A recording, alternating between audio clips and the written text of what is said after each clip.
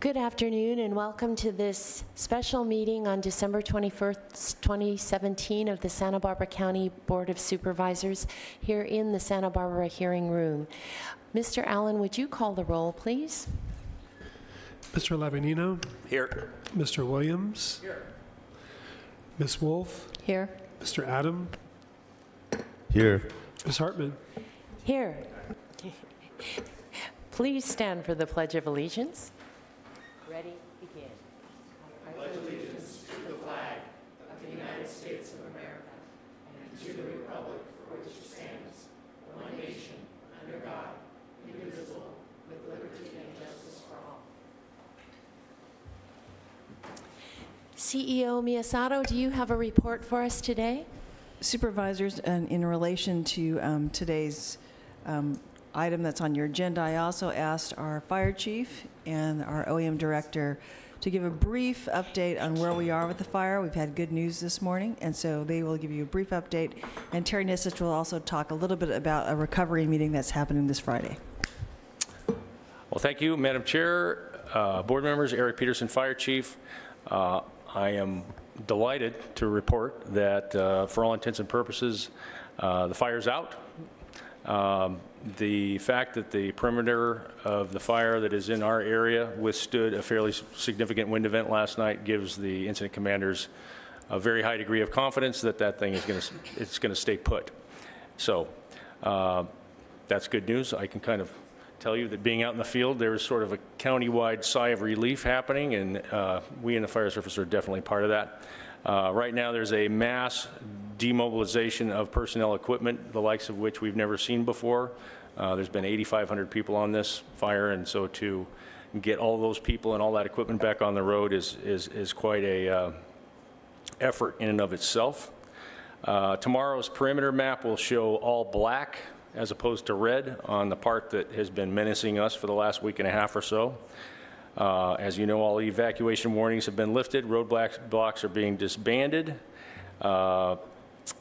One bit of good news, the remaining part of the fire that is in the Fed will be taken over by Mark Von Tillo's Type 1 Incident Command team that ran the Whittier fire. So we have someone back there who knows our local dirt, and we can remain pretty confident that that fire won't be able to come back up and over the hill. Finally, I just want to say this has been a real test of our mutual aid system, of the relationships that exist between us in the op area, in law enforcement, and the fire agencies. On a larger level, the relationships that exist between the federal agencies, the state, CAL FIRE, and all local government. Anytime you're spending $150 million on a fire, you can imagine it leads to some very pointed, very candid conversations. And I've been in many of those conversations, and the relationships that have held this whole thing together have really become apparent in that thing. Everyone has really collaborated in a way that I don't think could happen in a lot of other places. Finally, I want to thank our firefighters, of course. They've performed admirably. The Sheriff's Department has done amazing work on this fire. And OEM, Rob Lewin, is with us. I have to say, everybody that was in there, and there were a lot of them, in there early, getting out late, because the mission was there. They knew that they had to do it. And it was really inspiring, and Mona and I were talking about this the other night. It's really nice to work in a county where people take their job so seriously and take the mission that we're all here for so seriously. They're not asking questions, they're going in there because they know the work needs to get done. And I need to point out Rob Lewin has done astounding work in there. We got the right guy for the job. He has done a fantastic job of herding the cats and keeping the wheels on in that building. So, thank you.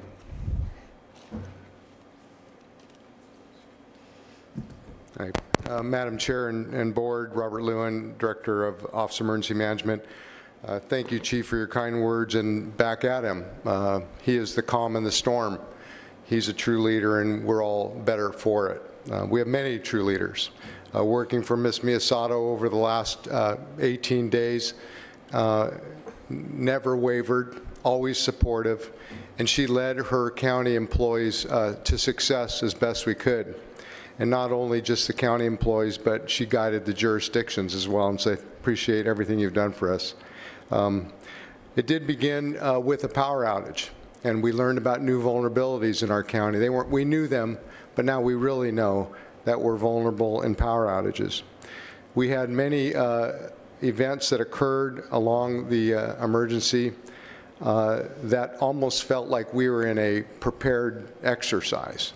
We had these injects, if you will, of things like gasoline oil tankers falling over when we're in the middle of an evacuation, and many, many more of those kinds of things. And I can tell you that your county staff, every time, in a calm manner, rose to taking on those issues and coming up with sound and quick responses to them that did much for our communities.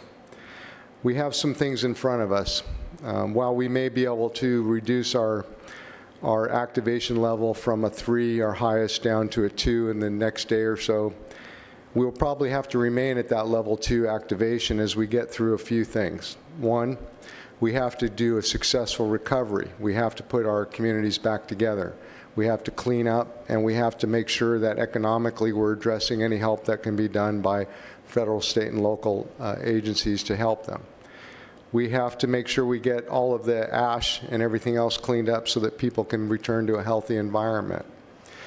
We have to make sure that the well-being of our communities is taken care of by making sure we're providing any resources that we can to make sure that they have comfort and care. And I know that a huge part of that is dependent on the leadership of all of you, and as well as the jurisdictions and, of course, county leadership.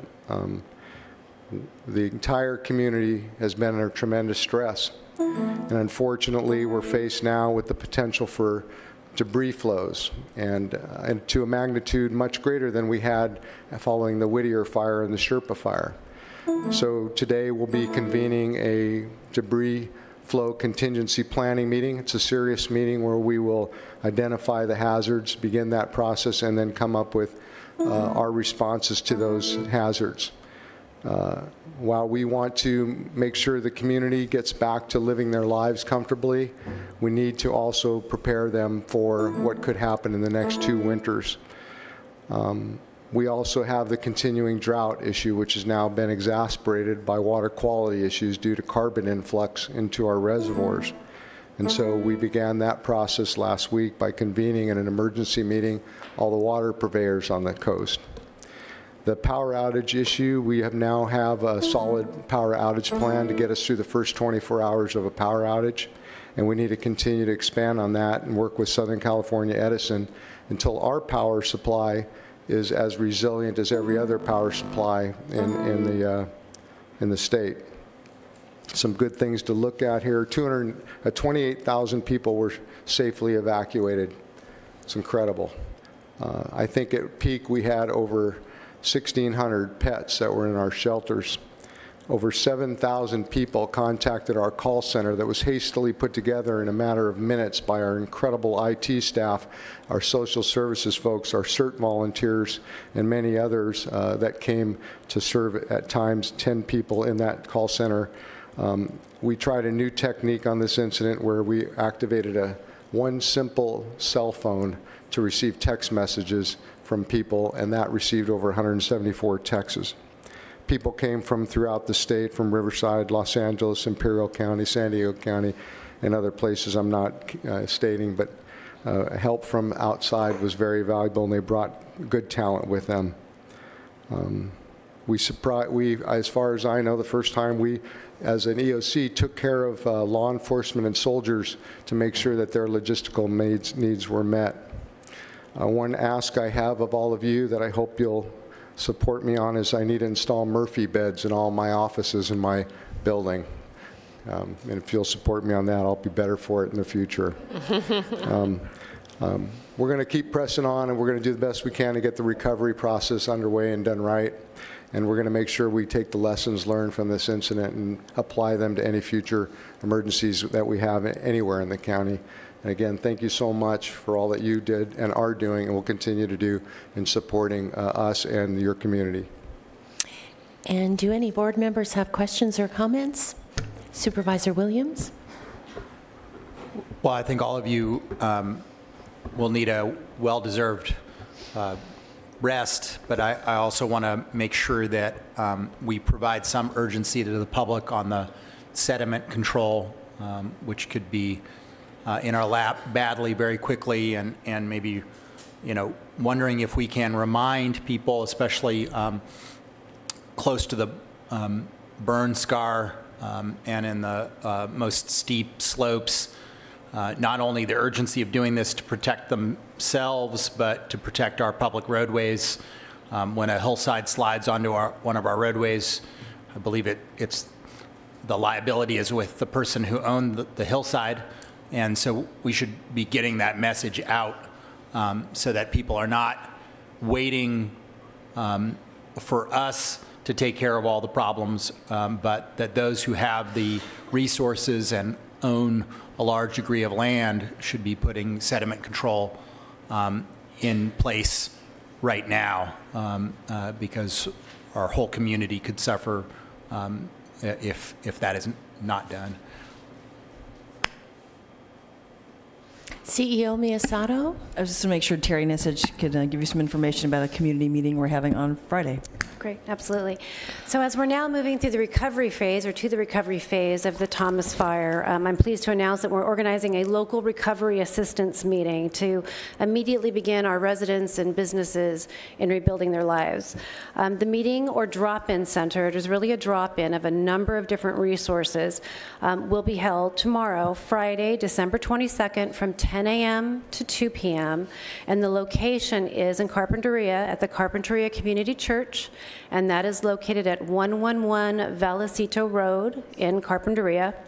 And I want to just give you a sampling of some of the agencies that will be there. We will have many of our county departments: sheriff, fire, clerk, recorder, assessor, public health, mental health, a number of the different departments that have been involved in the response to continue to provide information and outreach.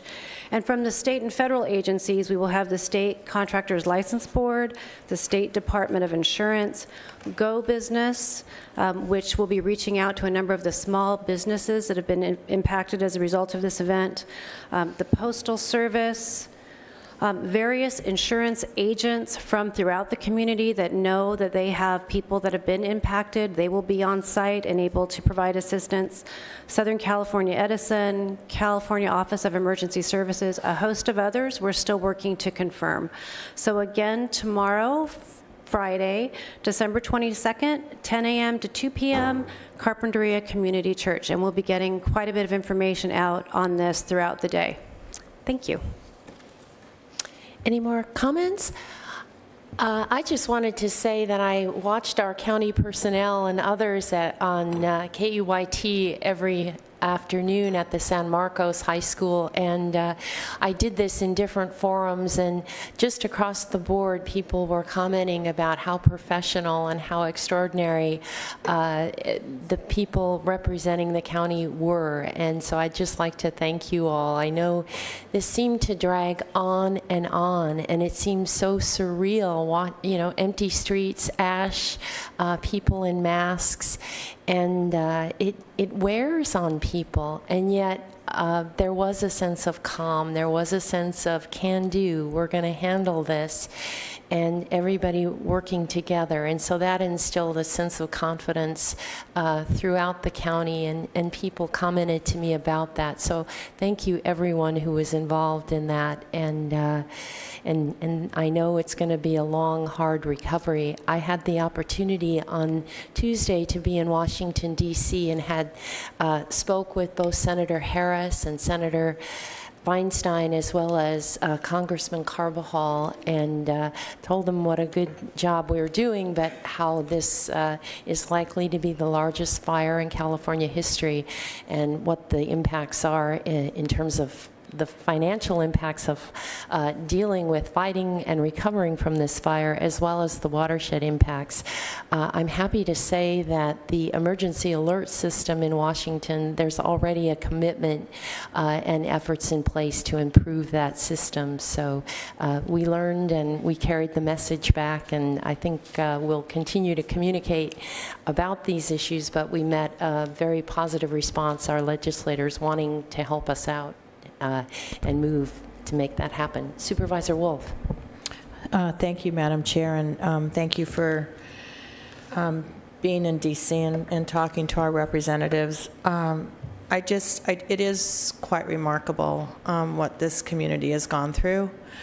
The fact that we haven't had any loss of life from our community members. Unfortunately, that wasn't the case with our CAL FIRE firefighter and someone in Ventura County, which is in and of itself both tragic. But hearing the number of people who evacuated from this community it's astounding. And again, that we have not had a loss of life.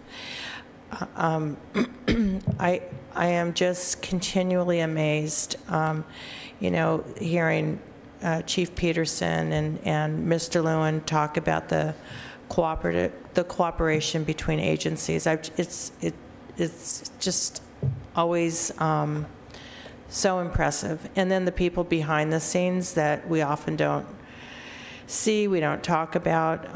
But this community, I think Mr. Lewin talked about Santa Barbara strong, or Santa Barbara can take anything, just throw it at us. We are a pretty tough community. We I think have a view of ourselves as being kind of laid back, but the fact of the matter is that we are on top of things. We care for each other, and I'm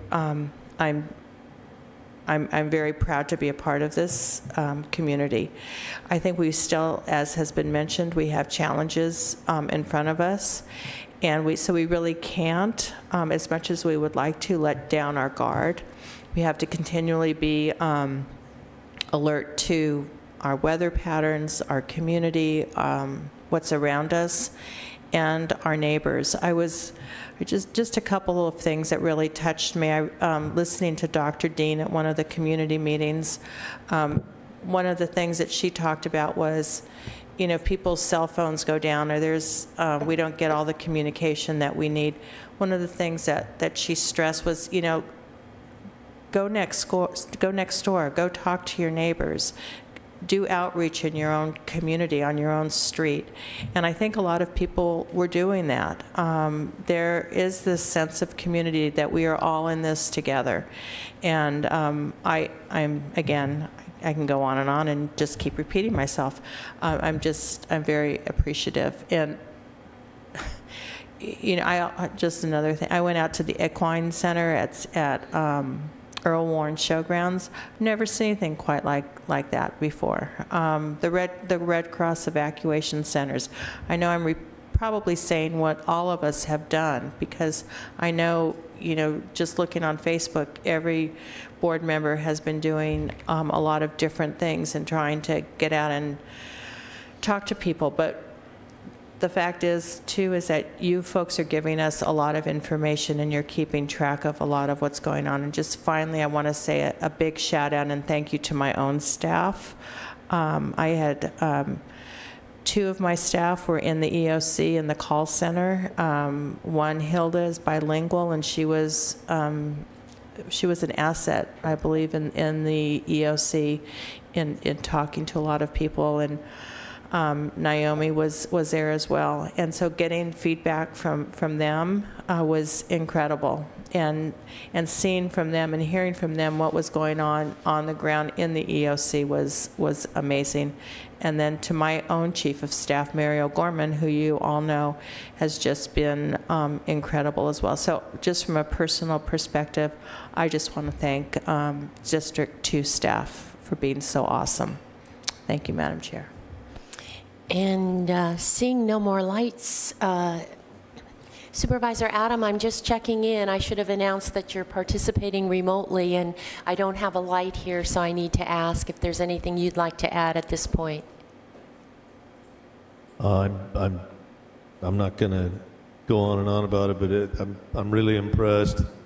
I watched some of the briefings on TV too, and we got a top-notch team. I'm very proud of them.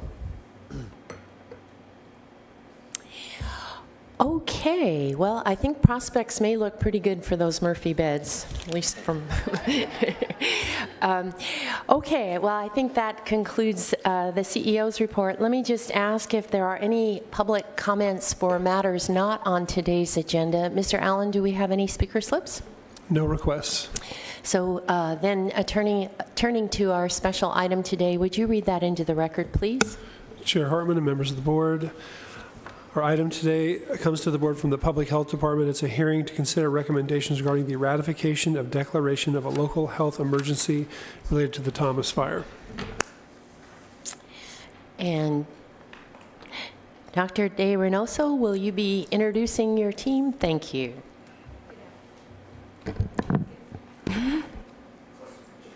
Let's switch.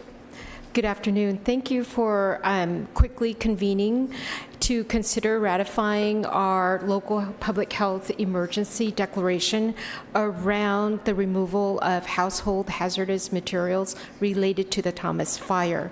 Before I start, I want to note that we have just resubmitted the resolution. We caught several places where the wrong dates were listed, so the corrected version has been submitted to the clerk.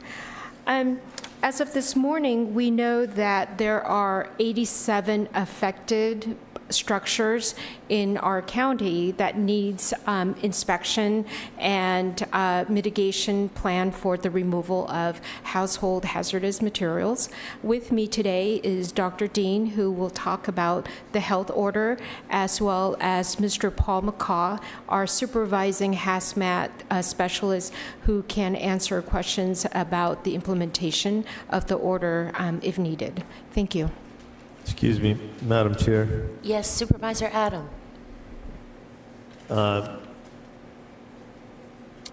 Director Del Reynoso, are you able to tell me that the substantive text of the declaration has not been changed? You're just changing the dates at the end? Correct. The resolution on the third paragraph has January 20th, and it should have been December 20th. As well as on page 3, the last sentence, it should read on this blank date of December instead of January. So only the dates have been changed in the original resolution. And we have that, the corrected version for execution by the chair.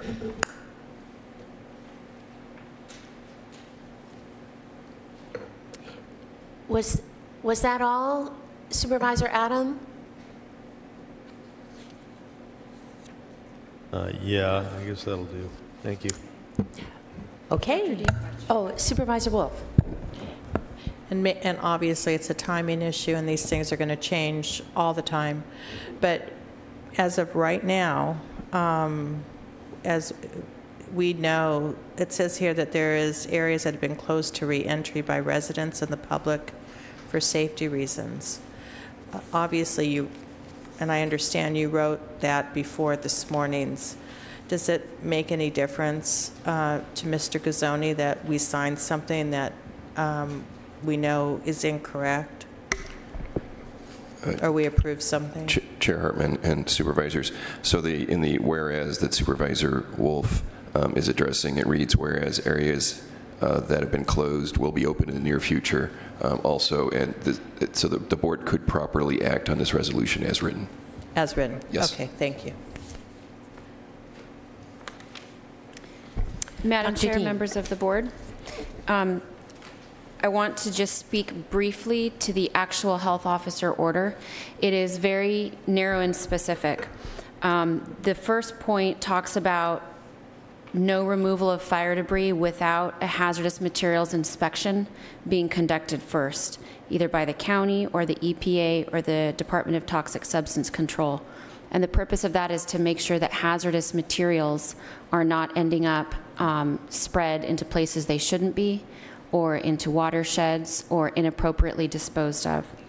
The second part is very specific to the bins that are going to be used for the cleanup, so that our Environmental Health Division will authorize those and know how many have been distributed and where they are. The third portion is folks' ability to opt out of the debris cleanup program if they so choose, and that this applies to incorporated and unincorporated areas of the county. And I'm happy to speak to the other reasons for the order if you'd like, but it's very specific, and that's the summary. Are there any questions? Supervisor Wolf? Thank you, Madam Chair. So on page 2, the third full whereas, it says that it's a voluntary fire debris clearance program. But is that accurate? It sounds like, and then the next one, it says, property owners that do not participate must conduct their private debris removal transport. It doesn't say that they have to get approval. So if you can just clarify those two. Sure. Madam Chair, members of the board, there's really two parts to this, and Paul is here and can speak to this more, but the hazardous inspection is mandatory to ensure the public's health and safety. The debris removal program is voluntary, and folks can opt out. Do you want to say anything more to that?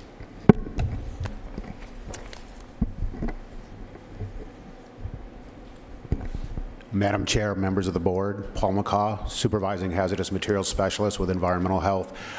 That is correct. The initial inspections by county hazmat staff will involve identification and segregation of household hazardous waste only. Those materials will be then subsequently picked up and properly transported and disposed per state and federal hazardous waste law. That aspect does not involve the overall property cleanup of fire debris.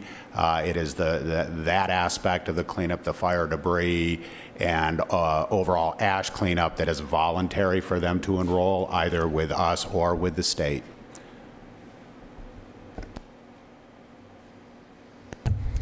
Supervisor Wolf? So I'm just going to play this out. If my house has burnt down, someone has to come out from the county hazmat team to inspect and do any removal, or is that correct? That's correct. And do we have enough staff available to do that? I mean, what is the turnaround time? I mean, what are we telling people? We are still in the planning phase with that. We're putting together resources. I'm hoping with county staff to have a team, 3 teams of 2 inspectors to begin inspections following January 1st. After January 1st? That's correct. And what if someone hasn't lost their house, but they have sustained fire damage? If the structures have been damaged, we will be requiring an inspection for household hazardous waste because partial destruction of structures may well result in generation of a hazardous waste from the household, typical household hazardous waste such as paints, fertilizers, pesticides, and items like that. So can they move back into their house? Let's say their garage is damaged. Can they move back into their home? I think I would defer to Dr. Dean on that. Madam Chair, Supervisor Wolf, so this morning I went up to see some of these properties, some of the ones that were more extensively damaged, and saw the amount of potential hazardous waste and what it's going to take to separate out the hazardous waste from just the regular debris. One part of the order specifically says that this does not include the removal of personal property from residential sites, so folks can still take their personal items that they need.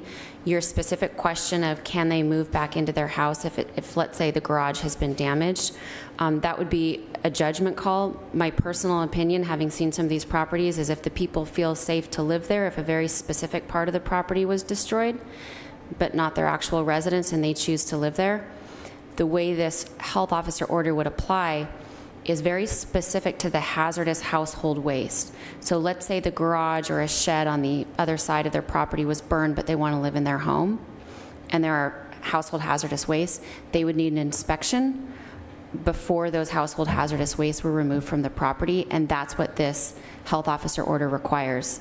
It does not speak to whether or not they can move back into a residence that might still be habitable on other parts of the property, so I don't know that I can answer that. Okay, so that it's separate then?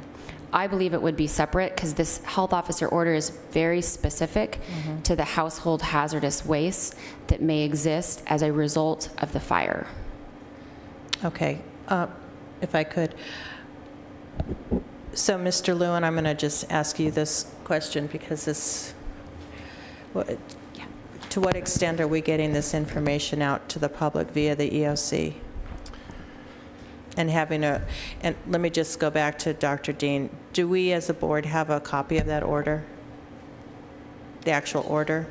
Because I only see the resolution. Or is that the order? They look very similar. The actual order is the title is the Declaration of a Local Health Emergency with the whereas statements. Okay, I gotcha. Okay. All right, so Mr. Lewin? Madam Chair and Supervisors, so yesterday after the order was signed, the information was already put out in the media, and we will continue to do outreach on that. We certainly can target the homeowners through our Aware and Prepare alerting system specifically, but I think the best thing that we've done is we have our folks out in the field right now from behavioral health, and those people are bringing with them documents, not this specific document, but documents on the hazards of debris. The other thing that I guess I want to assure you just in general about the county is we have a call center, and when people call, even with things like I just needed to get into my house to get my medication and evacuated, there are deputies from all the agencies even outside and taking them home, watering lawn. I mean, they're doing everything we can, and I know that that sort of personal response will occur. So if a homeowner contacts, I'm sure any of us, that we will make sure that they have a clear understanding of what is going on, and they'll be even with somebody going out to their site. So no one will be left to wonder if they have any concerns about this order. Okay, thank you very much.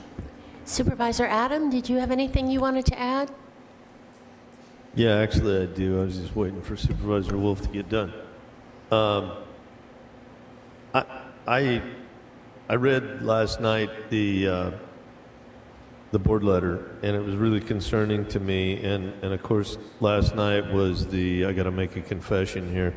Last night was the season finale of Survivor, so I had to watch that, and I didn't do a very thorough job reading this stuff until this morning.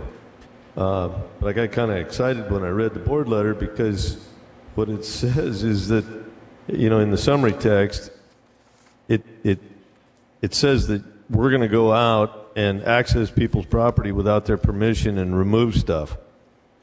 And then when I talked to Mr. Gazzoni this morning and read the actual declaration, I just found that these two documents are just this second document is just misrepresented in the board letter, and I feel like we should go back and repair that, because if somebody has the reaction that I had when I read that thing, and I would say that it's the most accessible document, it's the easiest thing to look up and read the board letter and to find out what's going to happen, and it's especially the summary text, and then it's repeated later in the last paragraph on page 2, is such a gross misrepresentation of what the actual declaration says that I think we should go back and repair that. Mr. Gazzoni? Chair Hartman and Supervisors. So the board over the next couple of weeks is having a meeting today to consider ratification of the local health emergency declaration, and is scheduled to come back to accomplish that within 14 days again. And one option today would be for the board to actually ratify the local health emergency, and perhaps in the minutes of the action make clear that the primary point of the local health emergency declaration is, as spelled out in numbered paragraph 1, that no removal of fire debris can occur without hazardous materials inspection. And then the clarification that Supervisor Adam has discussed could go into the next board agenda letter that we'll work with public health on. That would be my recommendation in order to effect this today. So within the local health emergency, the second page towards the bottom, beginning with further, it is hereby ordered, those 2 numbered paragraphs on that page and the 2 numbered paragraphs on the top of the 3rd page are actually the 4 points of the local health emergency order. Supervisor Adam? Yeah, and I don't have any problem with that at all. My problem comes from the inaccuracy of the summary text, particularly, but then later down the line in the last paragraph, it's repeated in the board letter.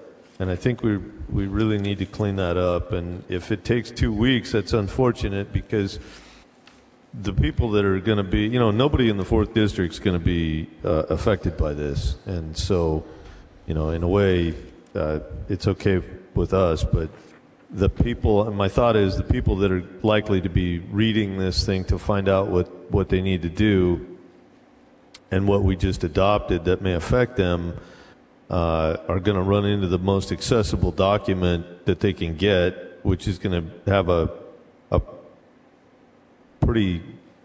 large mischaracterization of the actual intent and effect of the document that we're actually adopting here. So that all being said, I'm fine with it. We can go ahead and adopt it now and try and fix it later. But if to the extent that people are looking for this for information, I think we should probably try and step on the gas on that a little bit. Mr. Lewin? Madam Chair and Supervisors, first of all, thank you for those comments. We clearly need to do a very good job of posting exactly what all this means. And as soon as I get back to the EOC, I will meet with the JIC folks, and we will develop in a simple fashion exactly what this means as far as what homeowners that have had damage or loss can do. And we'll make sure that that is posted directly on our website. We'll put out a social media releases that will to tell people what to do, and tomorrow at our local assistance center we'll also provide that data, but we will have a 1-page sheet that will say clearly how it works, what they're responsible to do, and who's paying for what. And I guess Supervisor Adams' comments raised the question of who and under what circumstances will people be going on to private property damaged during the fire without their permission? So first of all, nobody that owns property is going to be prohibited from going on their property. We believe we've done a good job of telling them that there's hazards on their property. The issue is now the concern of getting rid of that hazardous material so that it does not contaminate their neighbor's property, waterways, and the people that are there. So in order to do that, our environmental health folks, CEQA folks, will go to those sites, do an inspection. This will happen as quick as they can. They're already calling back their staff. They will then let the property owner know that there is or is not an issue. If there is, they will advise them that the county will be able to clean that up at no cost to the homeowner. And then if the homeowner decides to opt out and they can voluntarily take care of it themselves, they can do that. The issue is to make this easy for the homeowners and make it easy and move it quite fast. And by the county taking this on, it should move quickly. And again, I'm still just trying to get clarification on what I think Supervisor Adams' point is. Who will be entering onto someone else's private property without their permission? By this order, the county inspectors can go and do it. I can tell you the intention is not for anyone to go on anyone's property without permission. That is just if necessary. We will take an approachable hand to this. Okay, Mr. Gazzoni. Chair Hartman, I generally agree with comments by Mr. Lewin. I'll again focus that the actual local health emergency declaration by the local health officer is very narrow and prohibits the movement of fire debris off the property without it having a hazardous waste inspection. Everything else after that would really be part of the implementation that Environmental Health Services puts together as their rollout of how they will do these inspections and removal. Supervisor Wolf? I just want to restate my concern that we might not have enough people to do these inspections. So if you could please assure me that we have folks available if we are called for public health to go out and do an inspection, that we have people available to do that. Madam Chair, excuse me, Madam Chair, members of the board, as I indicated, we already have lined up staff for 3 teams of 2. We feel it's important to have teams of 2 for safety purposes, and we believe that with that crew, we can get through the inspections and process within 1 to 2 weeks. If need be, during the planning phase, we may request additional staff so that we can gear up and have more inspection teams to expedite the process. But we do have staff on board. They will need to be specifically trained in the inspection objectives and protocols, and as well as in health and safety aspects of the work they'll be doing. We also need to procure some specific pieces of equipment, which we'll be working with EOC to do, those being a radiation monitor as well as mercury meters. So let me just, so you have the teams ready, but are they trained, and do you have the supplies and equipment? We are working to get the supplies and equipment as we speak, and we'll be submitting resource requests to the EOC either later today or tomorrow. So, Ms. Miyasato, I understand why we're doing this, but it sounds like there's a little bit of a delay in going out to these properties, and then there will be another 2-week turnaround before approval is given to the property owner. So, it just raises an issue for me about for property owners wanting to move forward and get things done, that we don't, as a county, delay the process, that we move forward as quickly as possible to help these folks. Supervisor Wolf, through the chair, we are moving as quickly as possible. Today was the first day where we repopulated these areas, as you recall. We can also look to other counties to provide mutual aid. Again, this is all going through the EOC. I think we also want to get people the information and the help as soon as we can. Also, our survey of what properties were destroyed looks like it's manageable. Again, we'll look at the damaged properties as well. But we hear you loud and clear, and we're trying as fast as we can. With the holidays, even pulling in other staff from other jurisdictions may be difficult. Supervisor Williams, thanks for your patience. So just so that I try to simplify this again, because there's been a lot of discussion, I think the key element of the resolution is in the second to last page. Further, it is hereby ordered that no removal of fire debris from the Thomas Fire and concurrent fires in Santa Barbara County shall occur from properties without a hazardous materials inspection conducted either by the County of Santa Barbara, the U.S. EPA, or the California Department of Toxic Substances Control. Is that really the meat of this? Yes. And in most cases, that's going to be us doing that inspection. And of course, the reason is because so much, not only do people unfortunately routinely store a lot of very dangerous stuff in their homes, now that this may be burned or volatilized or mixed with a catalyst, that it may be even more dangerous than it was before, and so I think it's important that we do this. Obviously, it was not ideal for you guys to do this quickly, but you can't, you have to have a hearing, you have to do this quickly because people are going back up there as we speak. Is that essentially why this is happening? So yes. And I also want to give credit that Dr. Dean is doing this on her birthday. So I'm sure this wasn't ideal for a number of circumstances, so happy birthday. But to me, I understand the urgency of it and support the resolution. Mr. Gazzoni, did you have something you wanted to add? No, I think Dr. Reynoso and team was agreeing. Right. If I may mention, so our process, we've started the process of pulling together forms, checklists for the teams to use when they go out. So my understanding is that we will strive to go and begin our inspection, our initial screening, identifying the hazardous materials to be removed, segregating them, and then we will be working with either our subcontractors and the state for the removal. But after each initial inspection, if the property can be cleared, we will post that clearance immediately. Paul, do you have anything else to add to that?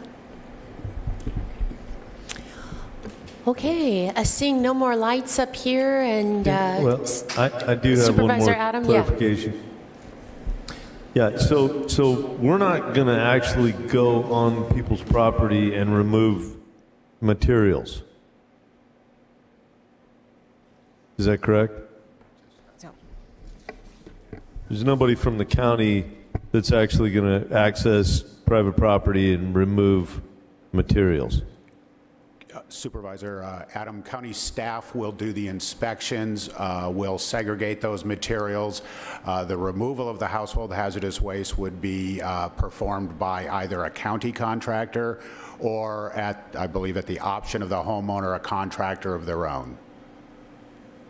Okay, so you tell me about the mechanics of that. How's that happen? The homeowner calls you and ask for an inspection, and then you go out there and go through all the ashes and debris and find all the stuff and actually place it into the bins, and then they get hauled away to an approved landfill? The details of where we would place it are still being worked out, but we would, again, segregate the household hazardous waste that needed to be disposed, and then that would be subsequently picked up by either a county contractor or a contractor hired by the landowner at their option. Okay, and so physically we're going to go through all of their stuff with their permission?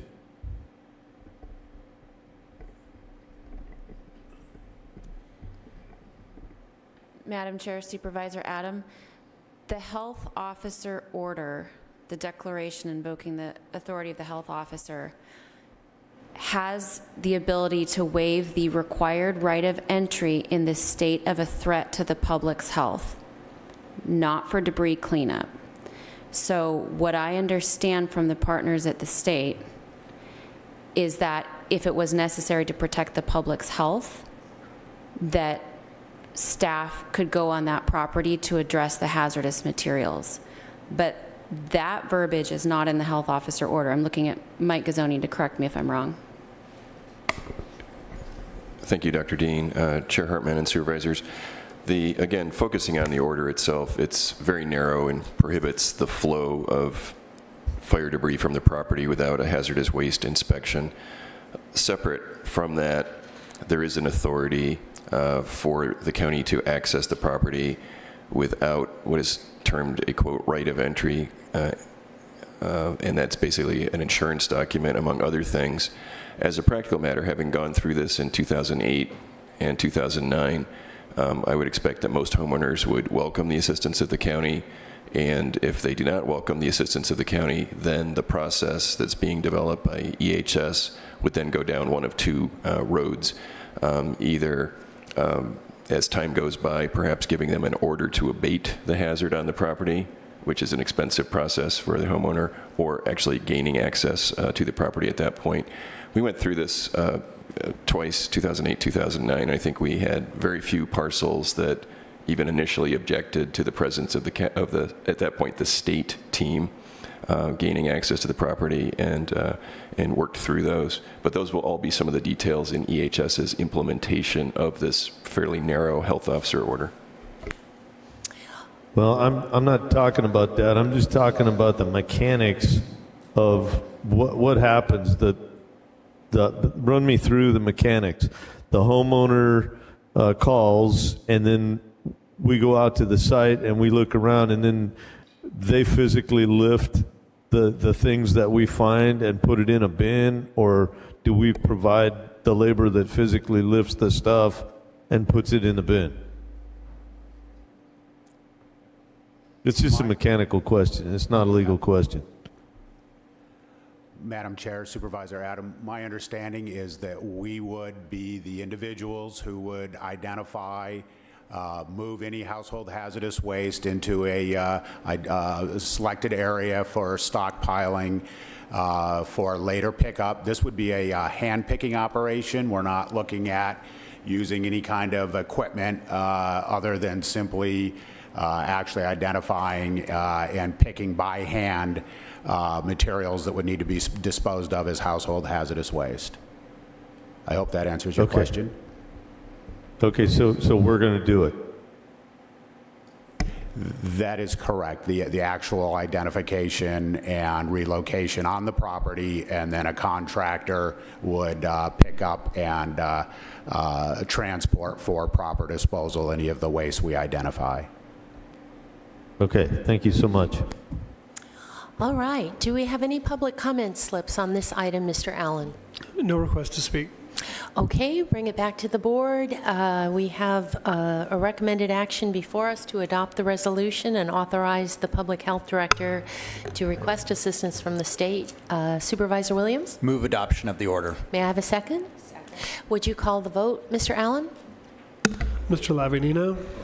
Mr. Williams? Aye. Ms. Wolf? Aye. Mr. Adam? Aye. Ms. Hartman? Aye. Passes 5-0. That concludes our agenda for today. We will meet again on January 3rd, a Wednesday, for a special meeting. What time is that starting? 9 a.m. here in this room. So with that, I adjourn and wish you a happy holiday.